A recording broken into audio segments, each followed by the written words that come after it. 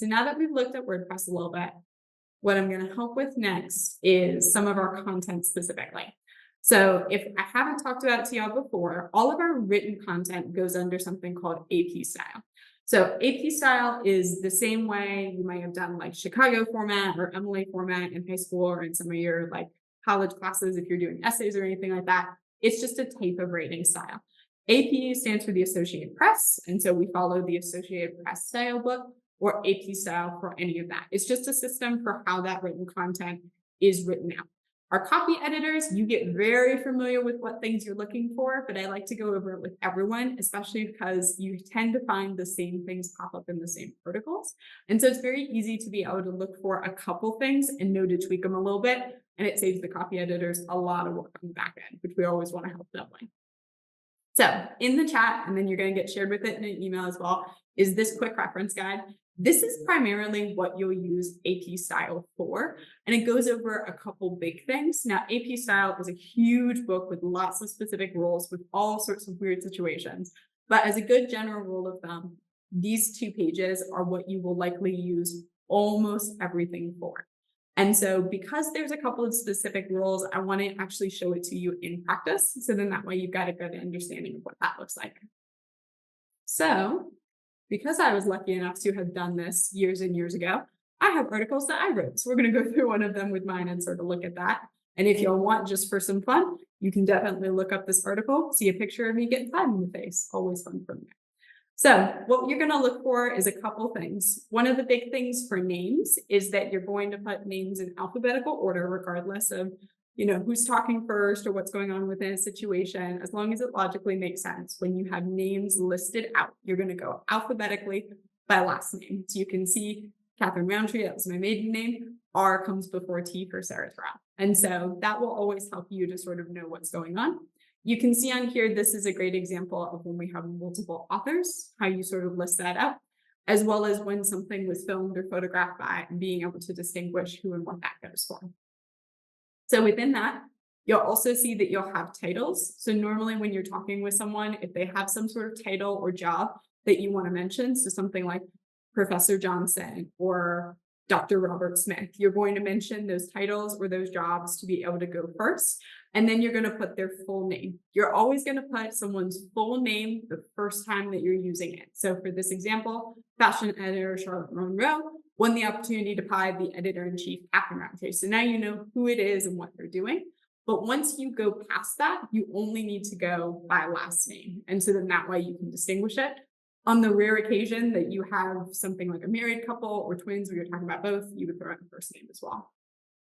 So things like our groups are always going to be uppercase, but otherwise you won't need to add in a lot of extra pieces from there. We don't tend to spell out acronyms unless there's something that everyone sort of within the SCAD campus is going to understand. So something like an MFA for Masters of Fine Art, every student you probably poll is going to know generally what an MFA is, but something like how we use EIC for editor-in-chief, most people probably won't know. So use your general rule of thumb to either spell things out or go to acronyms. If you're unsure, I'd spell it out. You're never going to hurt to add in a couple extra words. From here as well, you're going to see a couple of things like cities or places. So if it's something that's nationally or internationally recognized, and I put examples like Chicago or Paris, where you know exactly where that is, unless you're talking about a rare situation like Paris, Texas, where you would need to say that, you can just put that without having to put the state or country associated with it. Any city within Georgia, you're also likely not having to put that unless you need to distinguish something specific. Like say you're talking about Dublin, Georgia, not Dublin, Ireland, where there might be some confusion.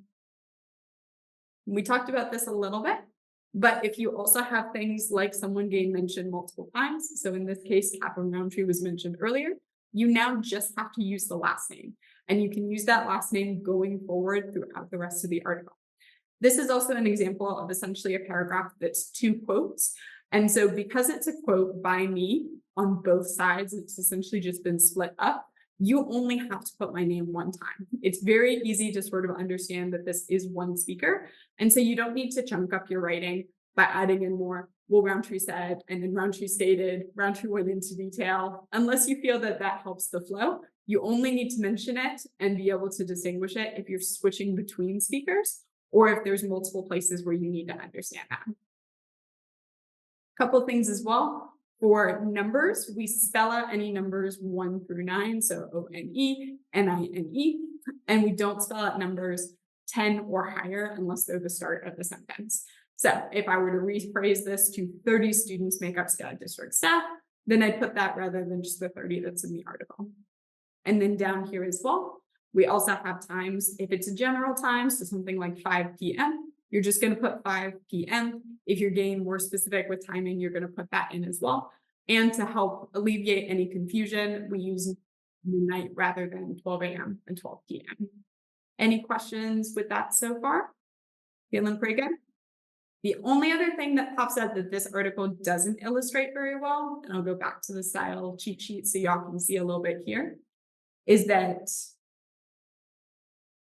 yeah, titles for quotation marks. So especially because we use so many things in reference to movies, books, anything like that, it's a little bit different compared to something like MLA where you might be italicizing things.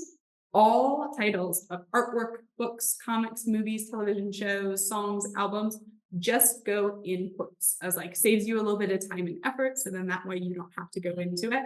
And very similar to titles, if you're also using something really, really long, 2001: A Space Odyssey, you're going to write that out the first time you're referencing it. But then if you're referencing it 4 or 5 more times, you're welcome to use 2001 in quotes. The idea is that someone, as they're reading through the article, understands that that's what that's in reference to. And so as long as you're making sure you understand that, you're good to go from there.